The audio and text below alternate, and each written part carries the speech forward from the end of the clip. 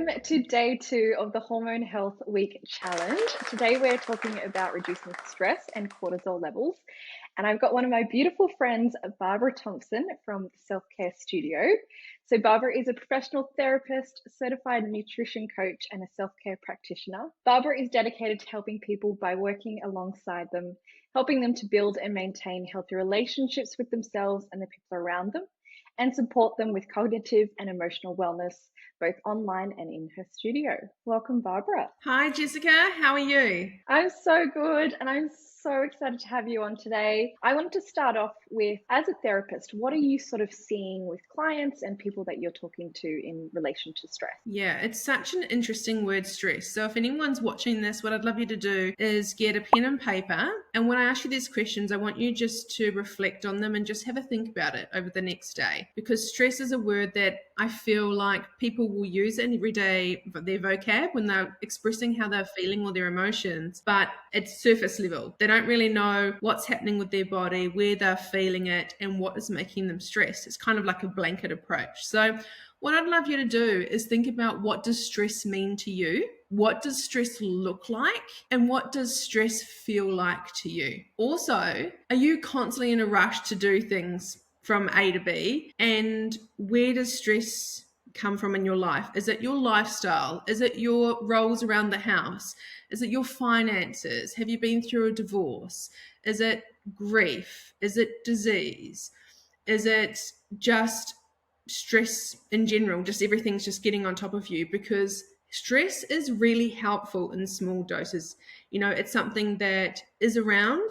It's something that people think, oh, I need to cut all the stress out of my life to have a good life. And it's not really necessarily the case. Stress is an essential part of life. It helps us with deadlines, and it can help us, really motivate us to get some stuff done. But we're not designed to live in stress in the 21st century. Our bodies aren't designed to have this constant drip, which is the cortisol. And I always say to my clients, it's like a drip that it's a slow release in our body, which consistently gives us this stress 24/7. So what I want people to do is just really think of, stress is a word, but what does it mean to me? How does it present to my body? Am I getting rashes? Is my eye twitching all the time? Do I have digestive issues? Is my hair falling out? Am I really moody and cranky all the time? Are my periods really irregular? Like, let's start looking at our physical body, because our body will be telling us this is exactly what we're feeling. So it's kind of matching the two together. Here's a word. Well, what does it mean to us and today? Because it will be different today, in 10 years, and 20 years. And what does it look like? What does it feel like? And just sitting with that before we move on to the next conversation that we're going to have now about what it does to the body and then how it can affect our hormones. I think that's a really cool way to look at it, and probably a way that people don't usually look at it. They're just, oh, I'm really stressed. And so, like, I know for myself, thinking about what you were just saying, like, this is weird, but I do get digestive issues if I'm stressed, and I'll know what it's related to. And I'm just like, oh, okay, so this is why this is happening. So when I travel, for some reason, I've got this like stress about, missing a flight, or, missing the train, or something's going to happen. And I always get digestive issues when I'm traveling. Hearing that, I think those two things are definitely related. Yeah. And when you think about the digestive issues, it goes one or two ways. People either get blocked up, or they need to go to the toilet a lot. And people are like, why does that happen? The reason why your body has digestive upset when it comes to stress and your hormones is we're designed as primal beings that if there's a threat coming, one or two things happens. You get bloated and the food's stored in there, because you think about it. If you're running away from the tiger, but you're running and you're pooing at the same time, you're going to be found, right? People, exactly. Hey, the deal's up. You've been found. You've left a trail of little nuggets. People can find me at the airport then. That's it. So I'm editing the video, and this is just funny because the first ever podcast I did with Barbara, we spoke about smell association and what aromas does for memory muscle connection. And we spoke about how poo, you're always like, ew.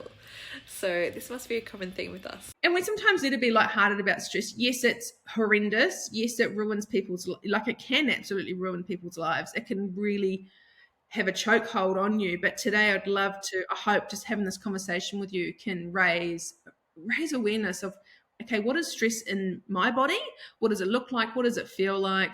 And I think a lot of people, Jess, can relate to the digestive issues. And then the other part is the bloating and then not going to the toilet for days on end. That's something I see a lot too as a therapist. I see a lot of people, because I work on a holistic approach. I say to them, they look at me a little bit weird. I always say to them, do you track your period? And the answer is normally no. And the second thing is, I was like, well, how regular are your bowel movements? Because it's all related to stress and the flow of the body. And you'll be surprised the number of people that as soon as they go, oh, I'm like, okay, this is interesting. They have to sit back. Oh, hang on. When was the last time I went for a poo? Oh, 5 days ago or something? And I'm like, wow. And that's because when you're so stressed, again, the body is going to either hold it, so you're not found. But the other way is a lot of people will have really loose bowel movements. The other way the body works is, I need you to be light and free on your feet. So I need to empty you out now so you can run and get away from the threat. So it kind of works in two ways. Which makes sense, doesn't it? It does. And yeah, when you start to look at what sort of characteristics start to show up in the body, that definitely makes sense. And I can assume that relates to hormonal balance as well, like the stress and hormone balance connection. So when we're stressed, what happens is it can start an emotional stress in our body and an imbalance in some of our hormones. And so what happens is the response in our hormones can actually cause an imbalance in our body, which can cause anxiety, depression. And with all of those, it can actually create more stress, if that makes sense. Before I talk about our bodies and the stress response, I just want to touch on a couple of hormones. And it's really important that one is progesterone. And that's really, from my end as a therapist, it's stress related. Progesterone is a hormone that is such a powerful hormone because it's actually an anti-anxiety, an antidepressant, and it also is a diuretic, which really can help move fluid through our body and get everything flowing and moving. And what happens is progesterone during our childbearing years is usually made in the ovaries. And what happens is when we get older, that actually gets moved to the adrenal glands and it gets produced in there. But what a lot of people don't realize, at the same time, our little adrenal glands is where our stress hormones are made. And so that gets pushed out the way. We don't need your progesterone. We'll have some stress hormone, thanks. And when people are low in progesterone, that brings up the anxiety, it brings up depression. And then what happens is you'll have irregular periods, mood swings. And if your periods are irregular, what happens is you're not ovulating on a regular basis. So if you're not ovulating on a regular basis, then our friend progesterone isn't coming to the party. Then what happens when the progesterone isn't made, that creates stress in the body and imbalance. So you can see how, yes, it's all, when we talk about stress, it's all interrelated. And I want people to realize too, with hormones, we think about it just being sex hormones, and we think about it just being estrogen, progesterone, testosterone. So with all of those hormones, people think when they're stressed, oh, it just affects my estrogen and progesterone. But did you know, and this is something that I learned recently, that our bodies actually have over 50 different types of hormones that create in our body system. So yes, our sex hormones are very important, but it's our body. I want people to think of stress in its entirety in your whole body. It's not just in the places where you think it may be. So cortisol is one of those major stress hormones. Cortisol is our main stress hormone, and it's released by our adrenal glands in response to stress, but it's released in small amounts but consistently over time. So I explain it to my clients, it's like a little drip, and it's constantly kind of involved in our body's long-term stress response. So what cortisol does is it suppresses our non-essential functions. So let me share with you what these non-essential functions are. Our digestion, our reproduction, our immunity, and it allows the body to redirect its resources to more pressing things. Because our body is like, I'm in threat, I'm in danger. We don't need to digest our food right now. We don't need to make a baby right now. I don't need to protect you from disease right now or illness right now. We just need to run. And the thing is, through the 21st century, our bodies aren't designed to live in today's stress triggers of the world. I want people to think about now with that cortisol drip, that pinging every time you get a notification, every time you get a message, that will kind of trigger that cortisol response. When someone cuts you off in traffic, that response. When you're watching, and we're going to talk about this more in a minute, when we're watching something on Netflix, a horror or a crime, like that, it's that kind of response. It's the conversations we have around people. It's the toxicity, negative people. All of this adds up. And you think about how many times that cortisol is drip, drip, drip, like into your body. That's why our bodies are so out of balance, and it really affects our day-to-day living, is because we're not designed.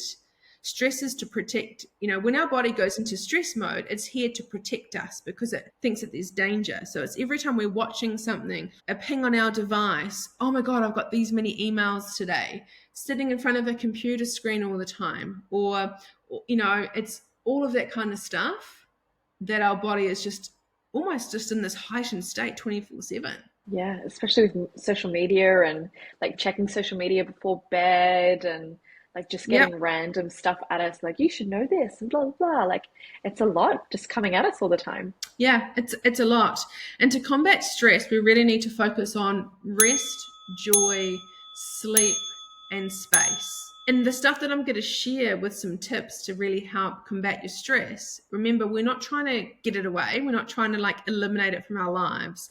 We want to be able to use it when we need to use it and when it's going to help us, not eliminate it forever, but really understand what our triggers are physically, emotionally, to help us through this, because that changes all the time. So I'd love to share with you some ideas for people to consider when looking at reducing their stress. I want people to start clearing their schedule of unnecessary tasks or unnecessary things to do. I want people to start to learn to say no more. You don't even need to give a reason. And this is a practice. I'm someone that could never say no to everyone. I was always a constant people pleaser. So it's something that feels really weird, really awkward. For a while, I'm not going to lie, but the payoffs are so, when you value your time and you value who you spend your time with, that really regulates your nervous system. Taking a step back and watching how you talk to yourself, but also how others talk to you and who you're surrounded by. One benefit of being an adult is you get to choose. You actually get to say no to things that you don't want to do. And I want you to be selfish and I want you to prioritize you, because that's really going to help. And that's definitely something that I've, over the last few years, have really sort of implemented and learned to do, like particularly throughout my period. Like I know that I don't really want to do anything. So I see when that's coming up on my calendar and I don't book things over those few days. I'll say to my friend, hey, can we do another day instead? And Sundays as well. My husband knows, do not book me into anything on Sunday because that is my bath day. And anyone that follows me on Instagram will know this. Every Sunday is a bath day. And yeah, just having that time to myself, like that's just alone time to me to be able to recharge, reset, chill out. And I feel like it does set me up then for the rest of the week as well. I love that you're doing it. But let's be honest, it's a practice. It is so hard to say no, but it is so powerful when you say no. So the trick is, with all of these things, I want you to consider with reducing stress is consistency. So the more you say no, the easier it is. I want you to start nurturing yourself. Consistency with a simple routine.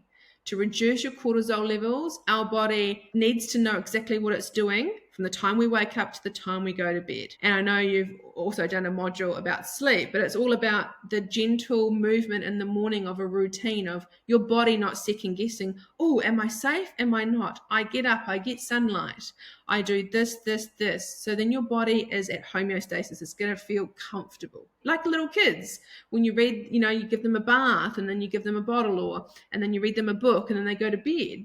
There's that routine. We are no different, but we we lose our routine as we get older. I want people to consider maintaining a stable blood sugar levels. So what I mean by that, especially when you're in tune with your cycle and you know the different phases, which you beautifully describe, you know, with what you do as well, the different phases of a menstrual cycle, it's really important, especially like the week up leading to your period, is try not to fast and actually don't cut out any food groups, because our body needs, for us to be balanced, we need protein, fats, and carbs. It doesn't need to be a lot, but when you look at your plate, the more your body feels like it's got the whole food group there, it signals to your adrenals that to your and your brain that you're safe and that you're okay.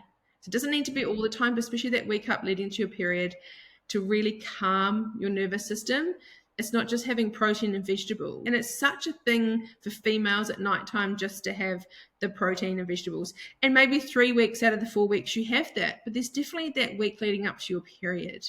Or when you're feeling stressed, if you're just going to have a salad for dinner and a glass of wine, mate, that's not going to help. Particularly in the luteal phase, your body tends to want more food as well. So people will find that they're more hungry. So adding those complex carbs like brown rice, sweet potato, like your body is actually craving it, and it's the perfect time to have those in your diet before your period. Like what you take in with social media, detoxing from social media, from the media itself, with the news, what you read, what you listen to, what you talk about. Also, I want you to do an exercise for me tonight. I want you to log on to your streaming service, and I want you to look at in your country, because I know this is like worldwide, but in your country, so obviously I'm in Australia. Last night I looked at my I always look at my top 10 movies and top 10 series. And it's interesting that all of them most of the time are thrillers, are crime, murders. And I always go, wow, this is why people are so overstimulated and stressed. I personally don't watch anything with what I do in my job. I can't afford to for my own mental health, but for my nervous system, I don't watch thrillers. I don't watch crime movies. I don't watch anything that is too overstimulating, because I don't have the capacity for it. And I need to show up to be the best person for myself and the best person for my clients. Don't get me wrong. If you enjoy a good thriller and a crime, good on you. But I want you to know that even though it's not real, your nervous system and your body doesn't know. Your body is just made for one thing, is to look for threat and to protect you. So when you're watching the crime and the thrillers, I'm sure you love it, but your nervous system absolutely hates it. And especially before bed, like you kind of need to combat that with something a bit more chilled afterwards, maybe reading a romance novel after that, or definitely, time and place for it for sure. I want people to really know too that there's stress and there's chronic stress. So people, again, when we just say that word, people go stressed. And like, well, what does that mean? And chronic stress is a sense of this feeling of pressure and being overwhelmed for a long period of time. You don't need to live a stressful life. And if you keep saying, I'm so stressed, your body's going to do exactly what it's designed to do. I love that the overall thing that we've been talking about is noticing. What is your body doing? What are those responses that you get to stress, and what is the cause of it? And just being very mindful of the things that we consume and the things that we sort of output as well, in terms of our time and our energy in relationships, work, and making sure that we have time for ourselves. Thank you so much, Barbara. Yeah. Oh, my pleasure. And it's just to wrap all that up, it's kind of, if anyone's ever listened to my podcast or done any of my courses or anything like that, you'll know that I talk about this a lot, and there's a reason why I talk about this a lot. Because once you've got the awareness, you can do something about it. But if you're living in that state of just, I'm stressed and I'm constantly triggered by things around me, and I just don't even know what's happening, and we bypass the digestive issues, the hair loss, the skin breakouts, the mood swings. My period's always late. I don't get my period. Or, you know what I mean? Like that's a big warning sign. Yep. There's reasons this is all happening. Thank you so much, Barbara, for sharing everything today. Everyone can go find Barbara at the Studio Chat podcast. There's some amazing episodes where Barbara interviews other people within the holistic and health industry. And she's also got a stress and overthinking course happening as well. So I'll leave all of her website details below. But where can people find you on Instagram? Yeah, so they can come over to self_care_studio. And I'm always on there. So please feel free to, I'd love to hear if you've got any questions about stress, or if there's anything that you've taken away from today, I'd love to hear from you. And on my website, which is selfcare by barbarathompson.com.au. So either, you can find me on there. Amazing. Thank you so much. Thanks, Jess.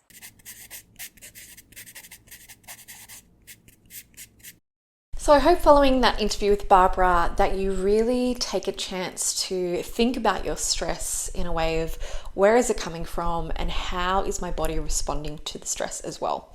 So one thing I love with aromatherapy is it's probably used more for stress and anxiety. That's probably like the be all of aromatherapy. And I do love to incorporate it into my daily routine like that. So how I use it is in the morning, I love to pop the diffuser on and I choose a blend that I need that day. So it's kind of setting me up for the day. And then I'm diffusing that throughout the day. I might change to a different blend in the afternoon, and then I'll have my sleep blend as well at night. So what's happening within your space is you are setting yourself up and to just automatically be getting those therapeutic benefits of the essential oils by diffusing. It's not something that you need to do anything crazy for. Again, I want to make aromatherapy super simple and super easy to use, and this is one of my favorite ways to do that. So if you're out and about and, when you're driving, you might get a lot of stress, or going to the office. I know that's quite stressful for people. I do love to have sort of multiple rollers in my handbag and just use them when I need to. And so I'll create like a nice soothing blend. One of my favorites is actually this Calm & Distress roller, and it's a pre-made blend by Eco Modern Essentials. And this is my roller always in my bag, and particularly when I fly, like I have a flight anxiety and I hate flying, and so this is something that I always use. I use it before getting on the plane, I use it when I'm on the seat in the plane, and then I use it during the flight as well. And that's just really calming for me. And because I've been using it over and over again, as soon as I start to smell that smell, my limbic brain already thinks about, okay, I know this smell, let's calm down. So I've built that muscle memory connection. So again, it's about consistency and using aromatherapy over and over again to just automatically build that muscle memory connection in your body. So I want to quickly take you through what I mean by building a muscle memory connection, because this is a great technique, especially for stress and anxiety, that you can use with aromatherapy and with your favorite essential oils, and really just build this technique to get to a point where aroma is being associated with being calm and getting those stresses out of your mind. So the olfactory system, which is like our nose and where we smell, that is directly linked to our limbic brain. So part of the limbic brain is the amygdala, which is responsible for our strong emotional response, such as fear, anxiety, and pleasure, and also that like fight and flight response. The hypothalamus is responsible for creating and controlling many of the hormones in the body. So again, this will connect with cortisol, as well as our physical response to emotions, such as like an increased heart rate or that overwhelming body feeling of anxiety. And then there's the hippocampus, which is responsible for short and long-term memory. So we're going to train the limbic brain, specifically the hippocampus, to associate a nice aroma with calming the body and mind. So to start building a muscle memory connection, we start by selecting an essential oil or an essential oil blend that we really love and that we resonate with. And particularly if we're looking to reduce stress, there are certain essential oils and blends which would be perfect for this, which I'll go into a bit later. You want to create a dedicated space for your practice, or just find somewhere in the home or the office or somewhere outside. You can just have a few minutes by yourself, and maybe there's quiet or a little bit of sort of meditation noise or music. You can then either use a diffuser, an aromatherapy inhaler, or do a scent tent method. So this is where you put a drop of essential oil in the middle of your palm, and then you sort of bring your palms up to like a tent in front of your nose.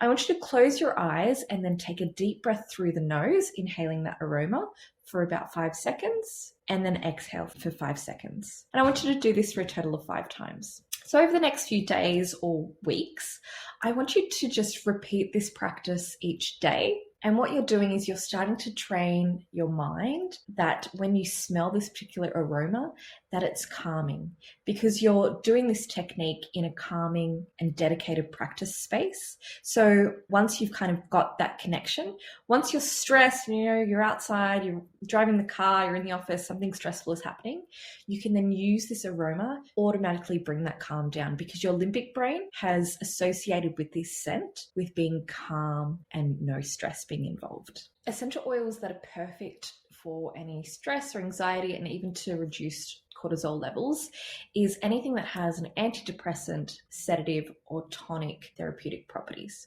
So again, we're going back to what those chemical components of the essential oils are that dictate that therapeutic action on the body. So I want to give you 3 of my favorite essential oils for stress. And again, I want to make this super easy for you. So there are a whole range of different essential oils you can use for stress, but these are my 3 top ones. And so there'll be no surprise here. Lavender, of course, is my top contender because of its antidepressant and sedative properties. Sweet orange, which is a really nice, cheerful and joyful scent. And this one's great first thing in the morning. And then my 3rd favorite is clary sage. And clary sage is actually great at reducing cortisol levels and really bringing those hormones back to balance. So I hope you got a lot out of today about reducing stress and cortisol levels. And I know that today's challenge topic will probably resonate with a lot of people and just how much that can actually affect our day-to-day life. As Barbara said, it's not about eliminating all of the stresses out of your life, because that's not possible to do, but it's about eliminating certain aspects and really taking care of yourself. So I can't wait to see you again for tomorrow's topic, which is on limiting toxin exposure.